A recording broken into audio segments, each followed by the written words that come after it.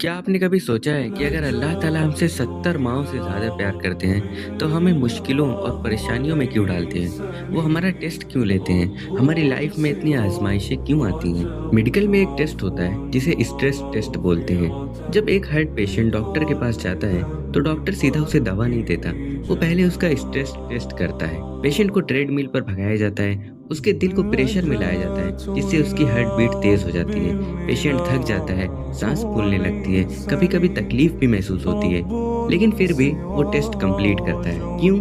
क्योंकि उसे यकीन होता है कि डॉक्टर उसका इलाज कर रहा है। वो डॉक्टर पर ट्रस्ट करता है और उसकी हर बात मानता है। इसी प्रोसेस के थ्रू उसके दिल की असली कंडीशन समझ में आती है और डॉक्टर उस पेशेंट की बीमारी का इलाज करता है। बिल्कुल इसी तरह ज़िंदगी में भी स्ट्रेस टेस्ट होते हैं। कभी मुश्किल हालात, कभी अनएक्सपेक्टेड प्रॉब्लम्स, कभी इमोशनल पेन, कभी इतना प्रेशर कि लगता है कि बस अब सब कुछ खत्म हो जाएगा और उस वक्त हम सोचते हैं कि ये सब मेरे साथ ही क्यों हो रहा है। लेकिन अगर थोड़ा सा नजरिया बदले तो समझ आता है कि ये आजमाइशें हमारे दिल का इलाज है। अल्लाह ताला हमें उन्हीं सिचुएशंस में डालते हैं जो हमें अंदर से स्ट्रांग बना सके। कुरान की एक आयत है कि अल्लाह किसी जान पर उसकी ताकत से ज्यादा बोझ नहीं डालता।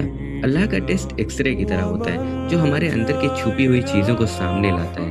हमारी कमजोरियां, हमारा सब्र, हमारा ईमान, हमारा अल्लाह पर भरोसा। मुश्किल वक्त में ये सब चीजें जाहिर हो जाती हैं। इसीलिए जब कभी जिंदगी में कोई आजमाइश आए, तो मायूस मत होना, क्योंकि हर टेस्ट के पीछे एक हिकमत होती है। हमें जरूरत है तो बस उस हिकमत को समझने की।